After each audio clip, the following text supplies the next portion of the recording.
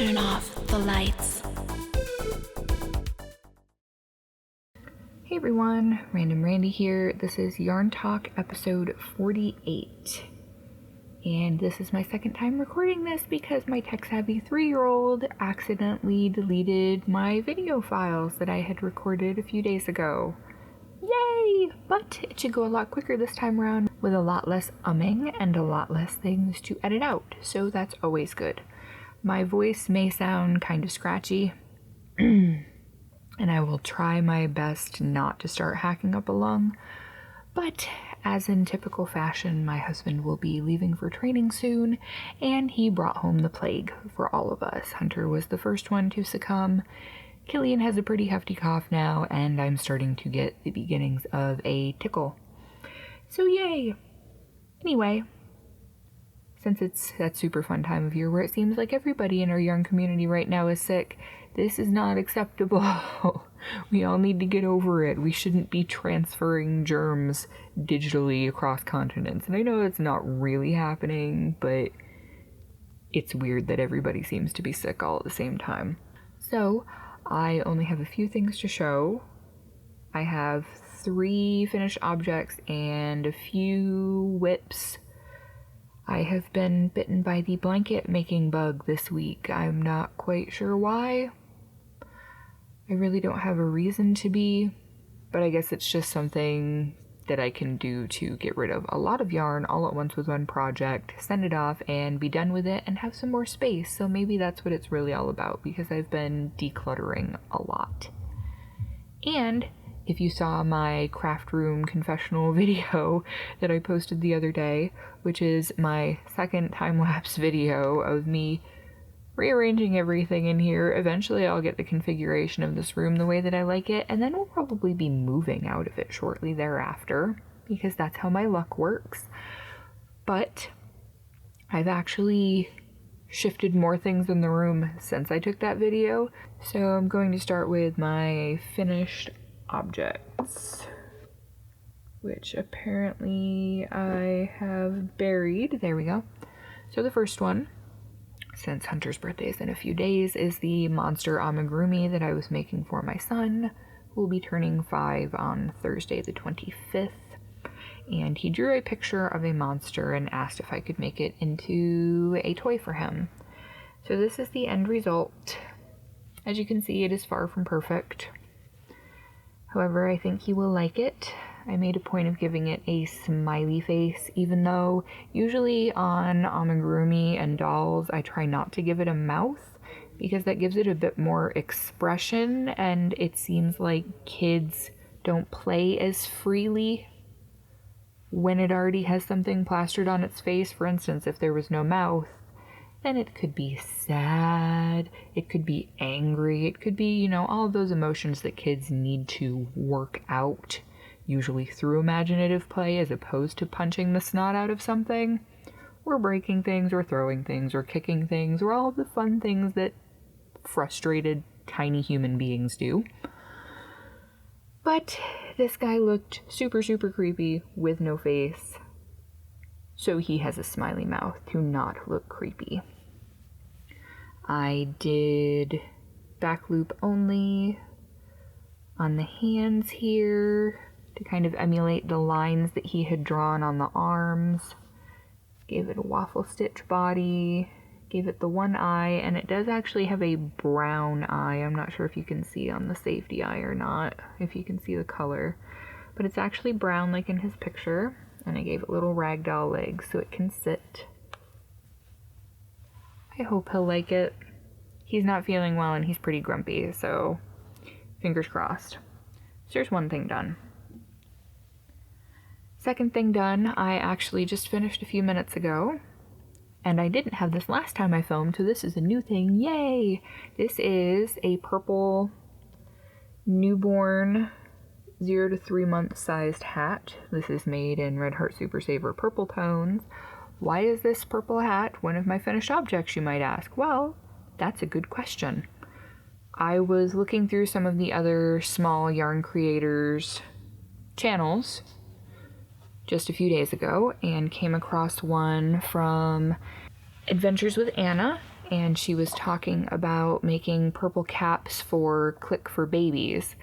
Click for Babies essentially is talking about the sound that knitting needles make when they go together, but you can also crochet objects for it, and they are to promote awareness of and be a visual reminder to parents about the period of purple crying, which usually goes on anywhere from 2 weeks to 5 or 6 months of age, and your perfectly healthy baby who does not have colic can scream and cry and carry on and look like they're in pain, and there is nothing you can do to soothe them for up to 5 or more hours in a day.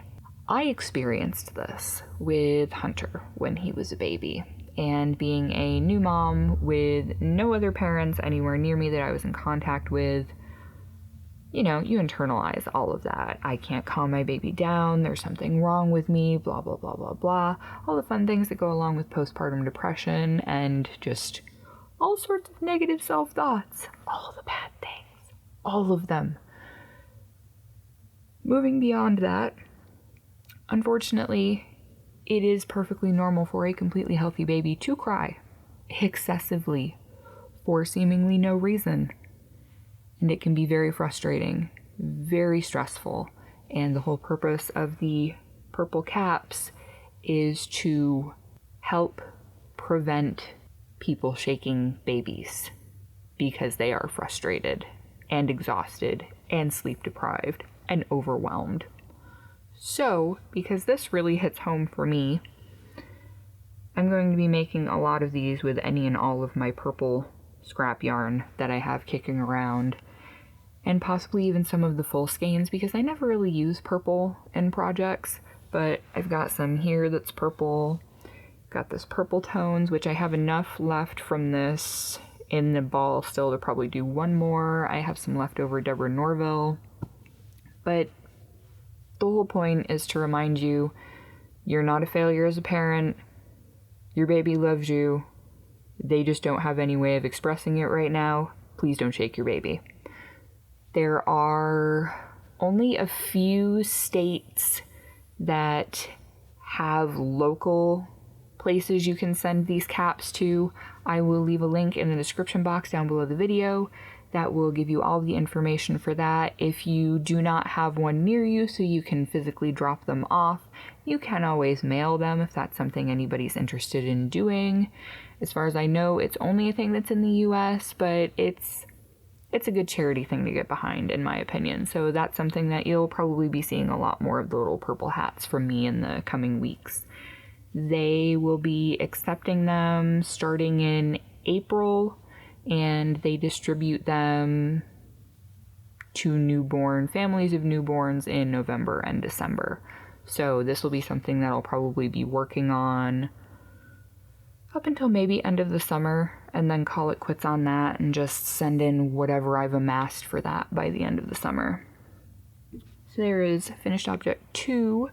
Finished object 3, I actually have a video clip that I will show you, and it is my tank top that I was freehanding, the racer-backed one, and I guess I'm mostly happy with the way that it turned out. This one in particular is very obviously a prototype. One of the joys of working with striping yarn is that when you work in a smaller space, you get big chunks of color as opposed to long, pretty stripes.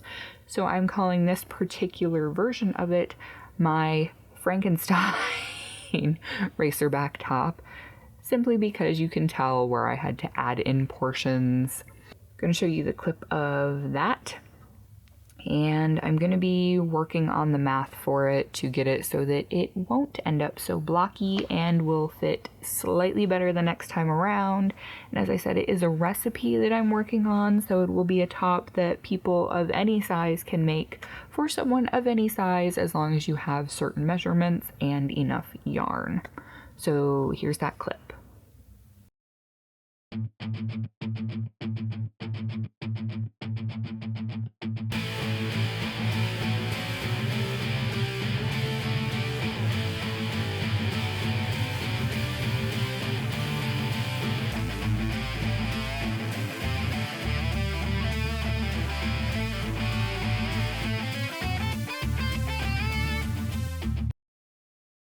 So that's how it turned out. Like I said, I'm fairly happy with it.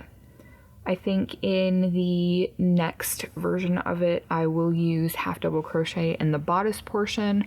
I am wearing a black tank top under it. It does show a little bit through this region because it is all in double crochet. However, if I switch it to half doubles, because I just hate using singles. Maybe I could even do an extended single. I'll have to work on it. One of the joys of designing things is that you get to make it up as you go. But long story short, it is definitely a prototype. Is it still wearable? Absolutely. Is it my best work? Oh heck no. No.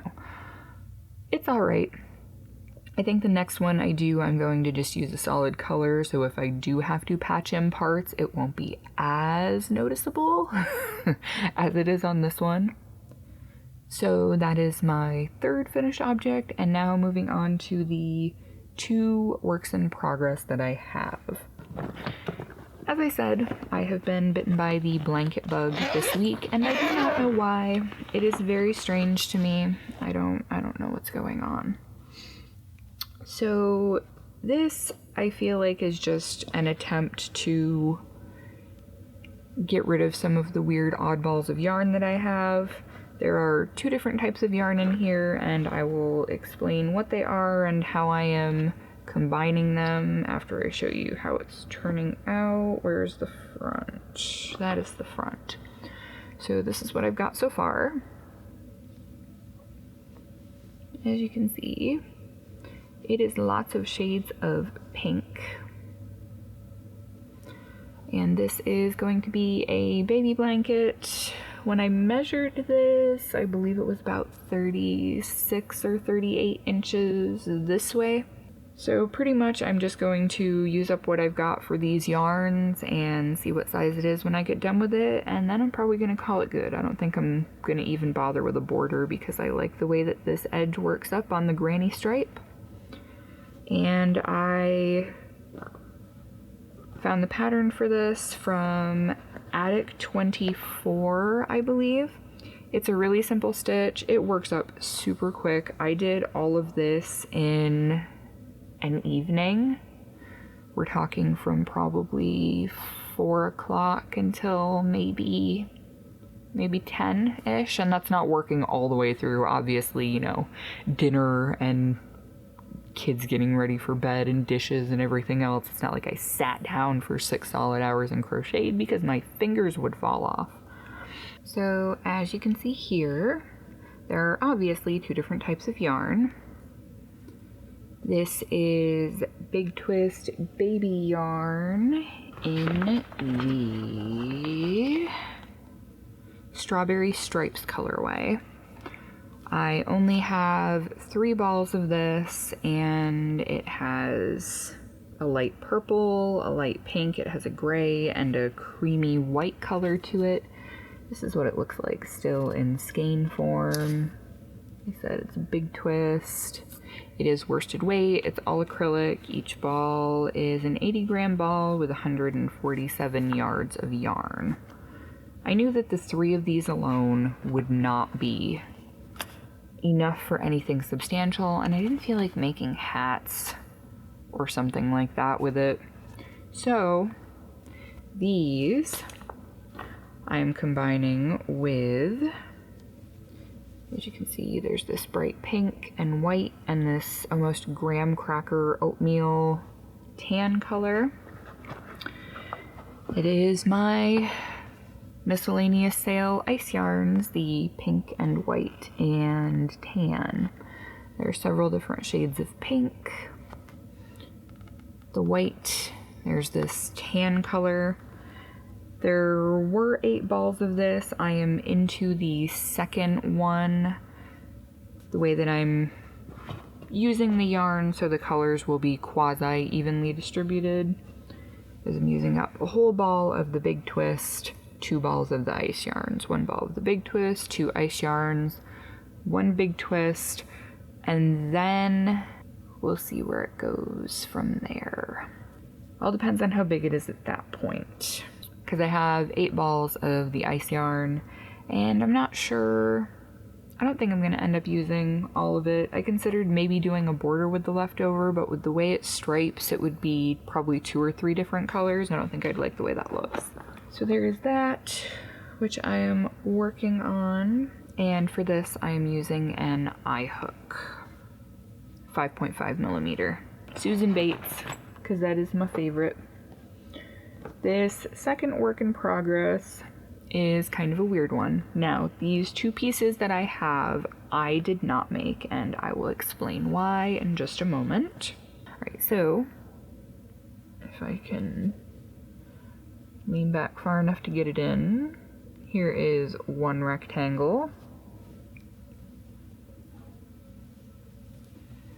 Here is rectangle number 2. And as you can see, they are done in the granny stitch. They are not the same size. They are made out of an acrylic yarn, and they were made by my great Aunt Margaret, I believe for Hunter when he was a baby. And it's something that, with how much moving around we did when he was younger, they stayed in a bag so that they wouldn't get stained or dirty or anything, and just got forgotten about, I suppose. I found them and decided that because they are not the same size, I couldn't just join them together to make them into a larger piece that would be more usable, since, you know, my kids are very large toddlers at this point, and Hunter's going to be 5 in a few days, as I mentioned before. So I went through this stuff and found a few colors of yarn to make squares to add together. Not quite sure how I'm going to configure it yet, but I figured out how big I want the blanket to be. Figured out how much space is already covered by these 2 squares, rectangles, and I'm going to take the squares that I'm making and join them to these 2 pieces and possibly do a border around them. But I plan to make a fairly sizable blanket with it, probably decent throw sized, close to twin bed sized almost, and I'm thinking of sending it to my father. The thing that is super cool about these little cuddly blankets in particular is that my Aunt Margaret, thanks to macular degeneration that even several rounds of LASIK couldn't fix, mostly crocheted these probably by feel, not by sight, which is why, although they are imperfect, I still think that they are beautiful and excellent work, and I would like them to be part of something that will be in my family and be appreciated by people in my family. And our house, because my husband is such a prolific blanket maker, is so overloaded with crochet blankets, I could cry. So I want to make this and the squares I'm working on into a blanket to send to my dad, because he lives in New York and it is much colder there than it will ever be in Washington. So I'm going to show you the fact that I have the squares halfway done now. When I filmed this 2 days ago, I had all of the circles done. Now I've got the squared parts added as well. So this is a squircle pattern granny square, which means a squared circle. And it starts off round, and then you add stitches just so to make it square, and then do one more round.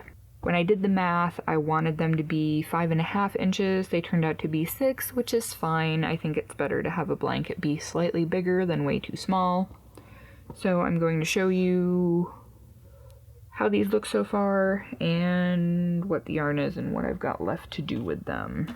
So this is just the stack of the center parts that I still need to add the squared rim around the edge to.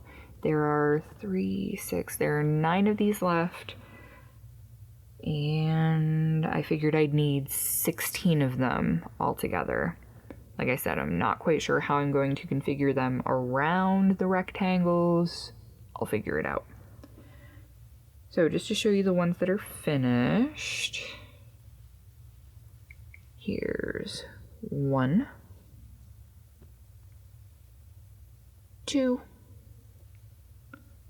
3, 4, 5, 6, 7. So the way that I'm doing the edges, I made 4 centers of each of the colors, and I'm going to do the borders on them in every color except the color that's in the center.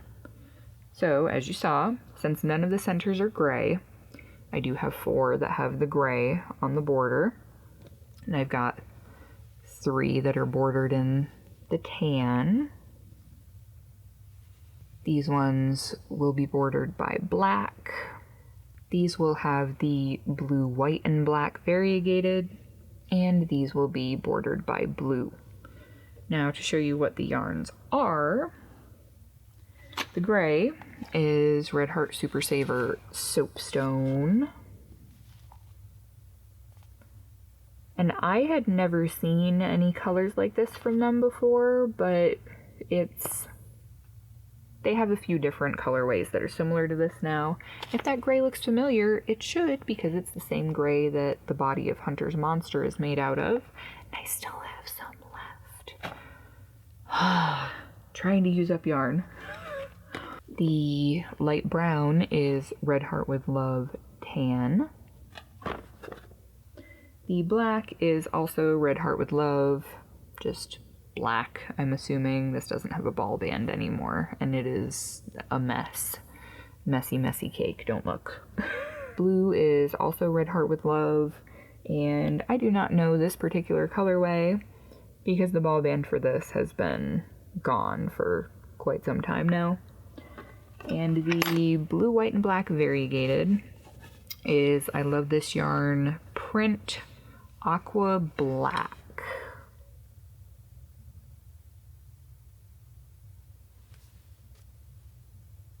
This yarn is super, super pretty.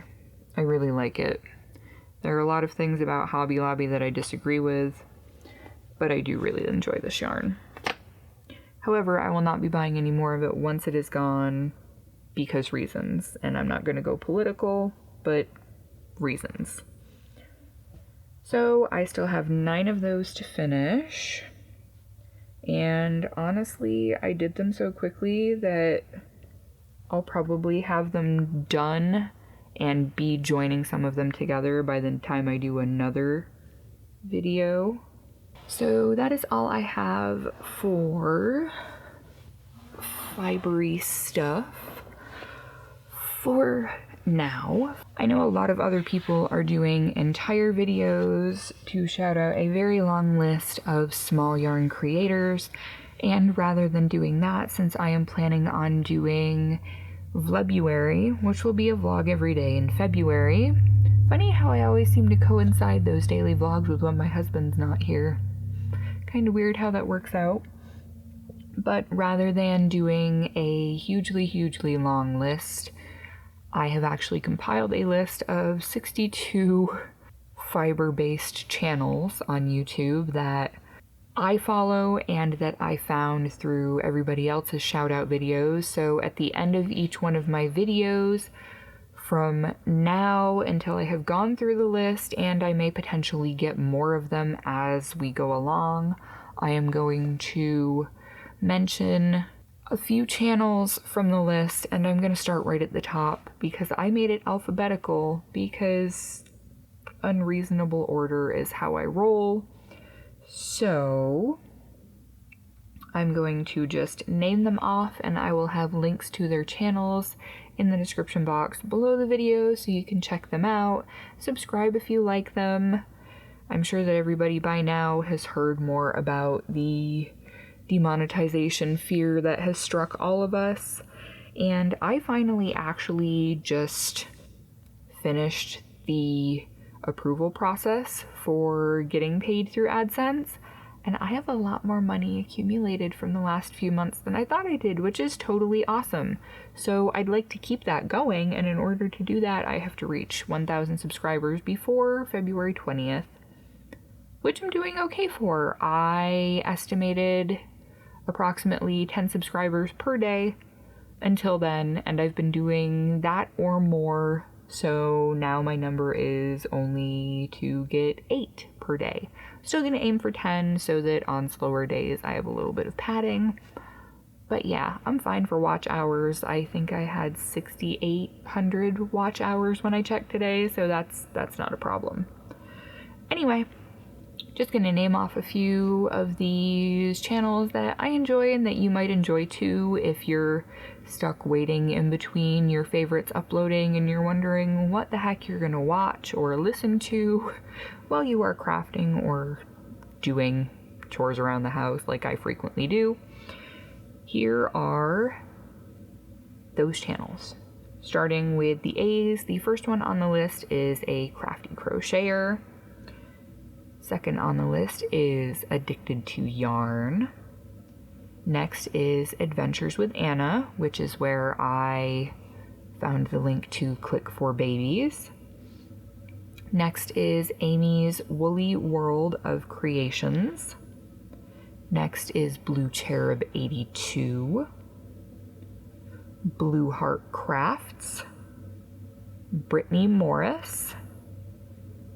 Camcab 147, Candy Goth Creations, and CD Aki.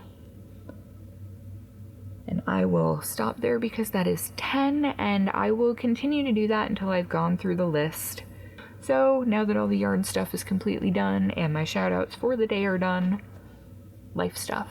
I'm pretty much just operating in damage control mode right now. I went out and got some groceries today because Adam is sick, the kids are sick, I'm just starting to get sick. Adam's going to be leaving before the week is out, so I am trying to get as much into the house as need be because honestly, if I get as sick as they are, we're going to be quarantined stuck in the house for about a week. So I want to have everything amassed and compiled beforehand so that I don't have to try to run out of the house when I'm hacking up a lung, sneezing everywhere, and both of my kids are dying and cranky because they're sick. Because everybody knows how fun it is to try to go to the store when you have 2 sick kids. Even 1 sick kid is a nightmare. 2 sick kids? Forget about it. So, preparing for that, preparing for him leaving, I washed 5 loads of laundry today, folded everything but the last basket's worth, got everything else put away. I did the dishes, did dinner. It's just, ugh. So this is the Randy did housework all day look. Isn't this awesome? The flat hair, the no face. Yeah, it's a hot look. So this is the casual chore accomplishing look. Isn't it great? I think we should make it a thing. Maybe we can make it into a trend. There isn't really a lot else going on. Just trying to kind of plot ahead and get everything planned because this is going to be pretty much the longest Adam has been away from us. He's going to be gone for 30 days, come home for 2 weeks, go back out for 45 more days. So he's going to be gone pretty much until the end of spring. Unless something changes.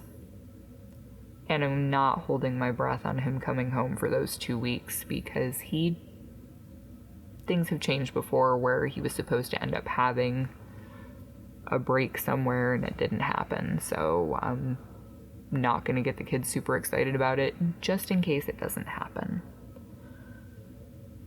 Really hoping to get Killian completely potty trained by the time Adam comes home from his 2-week break though. Because that would be nice. Killian's about the same age that I completely potty trained Hunter at, and he's having a lot of the signs that he's ready to, because I don't believe in trying to shove your child into potty training when they're not ready. When I potty trained Hunter, it took me less than a week, and I did it while Adam was deployed for a month last year. Was it last year? almost 2 years ago now. No, 2 years ago now. Wow, we've been here for forever. Anyway, but I did it when Adam was gone, and I got Killian off the pacifier and had Hunter potty trained all in the same week.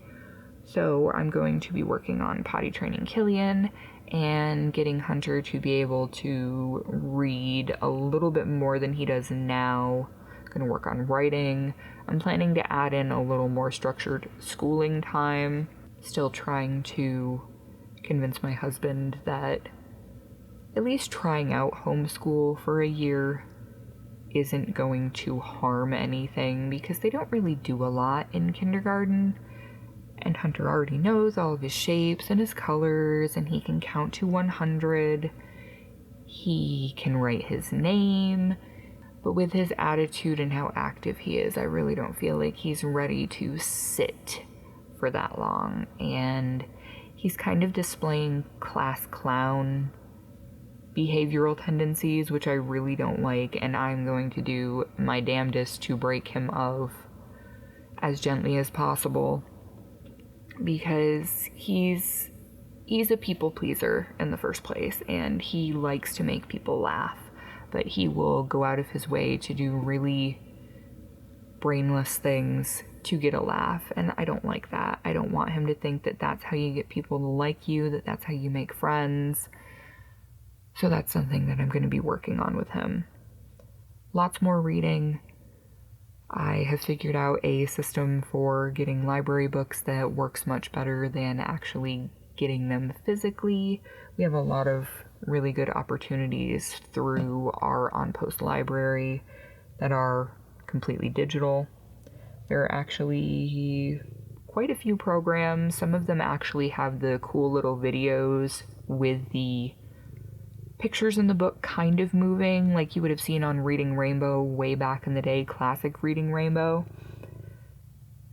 Just a lot of really cool things through the on-post library. I'm not sure how many things like that are available in an off-post library. I know that a lot of people can access things through Overdrive. I know I've seen Kendra from Hooked by Happenstance does a lot of audiobook listening and ebooks through her local library, which is pretty cool. I think it's so crazy that you can do things like that now, because I went to our on-post library and was actually really disappointed in their horrendously small selection. Their kids section, they actually have a separate room that's all the children's books, and they do story time, and they have like Lego building afternoons and stuff. Hi, Nurgle. But their kids section has more books than pretty much the whole rest of the library combined, unless you count, because it's a military library, that there is a row that stretches the entire length of the building that is just military history books, which if you're into that, that's cool, but not my thing, to say the least. So I feel like I have rambled long enough. This is going to be lengthier than I was planning on. Hopefully I can edit some of it out. Can you tell I grew up near Canada?